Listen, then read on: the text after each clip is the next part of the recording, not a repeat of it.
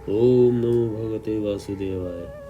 कार्तिक अध्यात्म का 20वां अध्याय। सूत जी बोले, हे ऋषिगणों, यहाँ तक की कथा सुनने के पश्चात राजा पृथु ने नारद जी से पूछा, महर्षि, कार्तिक मास में दीप दान एवं मार्जन का क्या महत्व है? ऐसे कार्य करने वाले श्रद्धालु को कैसा फल मिलता है?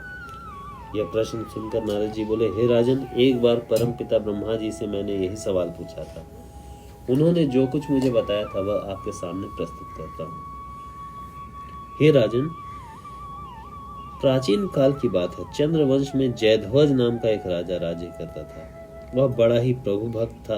भगवान के मंदिर में स्वयं जाकर झाड़ू लगाता और दीपक जलाता था। एक दिन वीतिहोत्र नामक राजपुरोहित ने उसे यह सब करते देखा तो आश्चर्य से भर गया। तब राजा के पास जाकर उसने पूछा, राजन, भगवान को प्रसन्न करने के लिए तो और भी सारे मार्ग हैं, परंतु आप स्वयं मंदिर में मार्जन और दीप जलाने को इतना महत्व क्यों देते हैं? तब राजा ने विनम्रता से हाथ जोड़कर कहा, इस संबंध में मैं आपको अपने पूर्व जन्म की एक अत्यंत विस्मयकारी घटना सुनाता हूँ। भगवत कृपा से वह घटना इस जन्म में मुझे अब भी याद है। हे राजपुरोहित जी, सतयुग में सरोचित मनु के काल में वेद वेदांगों को जानने वाला एक ब्राह्मण था। वह बड़ा ही विद्वान था, तब भी खोटे कर्मों में लिप्त रहता था। उसके दुष्कर्मों के कारण ही उसके बंधु बांधवों ने उसका परित्याग कर दिया। एक दिन भूख प्यास से व्याकुल हुआ घूमता फिरता नर्मदा के तट पर जा पहुंचा। इसे संयोग कहे कि नर्मदा के तट पर जाते ही उसने प्राण त्याग दिए। हे पुरोहित जी, उसकी स्त्री का व्यवहार और आचरण भी अच्छा न था, जिसके कारण उसके घर त्यागते ही परिजनों ने उसकी पत्नी को भी घर से निकाल दिया। उस समय वह गर्भवती थी। समय आने पर उसने एक पुत्र को जन्म दिया जिसका नाम दंडकेतु था। माता पिता के दुष्ट स्वभाव के कारण वह बालक भी दुष्ट प्रवृत्ति का ही निकला। उसके कर्म भी अपने पिता और माता से विपरीत न थे। फिर एक दिन उसकी माँ भी मर गई और वह बालक खोटे कर्म करता इधर उधर भटकने लगा। इस प्रकार वह पाप पूर्ण जीवन व्यतीत करता रहा। एक रात्रि को छल से किसी पराई नारी से भोग करने की इच्छा से वह एक देवालय में जा पहुंचा जो सूना पड़ा रहता था। उसने अपने वस्त्रों से देवालय की भूमि साफ की और वहां एक दीपक जला दिया। हे पुरोहित जी, उस दीपक को जलता देख गांव वाले विस्मित हो उस सुने मंदिर में यह दीपक किसने जलाया वहां आधम के और उस युवक को देख करके उन्होंने उसे चोर डाकू समझकर लाठियों से पीट पीट कर मार डाला।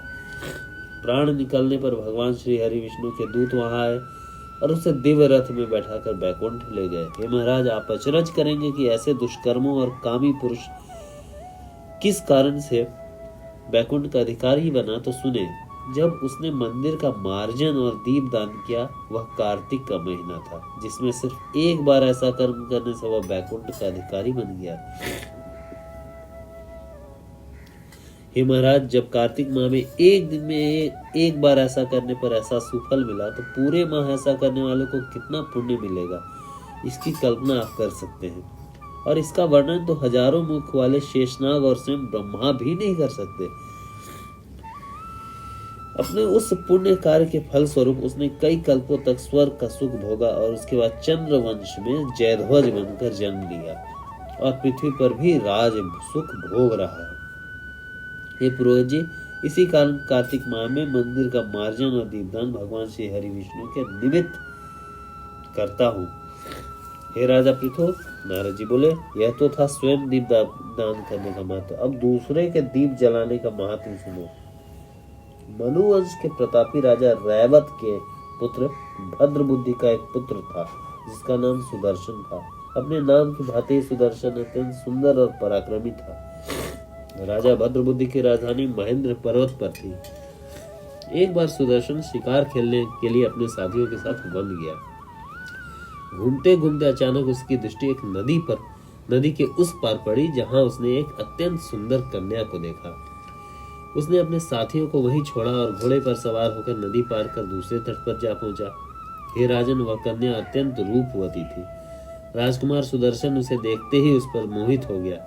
कन्या भी उस बलशाली और सुंदर युवक को देखकर लजा गई। तब राजकुमार सुदर्शन ने बड़ी ही विनम्रता एवं शालीनता से उसका परिचय पूछा। तब कन्या ने बताया कि वह गौड़ राजा की पुत्री मदनालसा है और अपनी सखियों के साथ क्रीड़ा के लिए वहां आई है। तत्पश्चात स्वेच्छा पूर्वक उन दोनों ने गंधर्व विवाह कर लिया। कुछ समय तक वे नर्मदा के तट पर विहार करते रहे, फिर अपने घर पर आकर माता पिता का आशीर्वाद ले आनंद पूर्वक रहने लगे। हे राजन, कुछ समय बाद राजा भद्रबुद्धि अपने पुत्र सुदर्शन को राज्य की बागडोर सौंपकर स्वयं वन चले गए। राजा के बनने के बाद सुदर्शन कुशलता पूर्वक राजकाज चलाने लगा। रानी मदलासा भगवान विष्णु की अनन्य भक्त थी। उसे देखकर राजा सुदर्शन भी भगवान की पूजा अर्चना करने लगे और उनके अनन्य भक्त बन गए।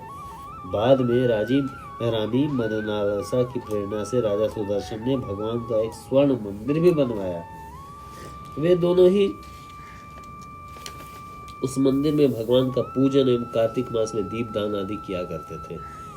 एक दिन रानी मदलासा मंदिर में दीप प्रज्वलित कर रही थी कि राजा ने उसे बुलवा भेजा। रानी ने इससे पहले दीपक जलाया, फिर राजा के पास पहुंची। इस कारण उसे देर हो गई।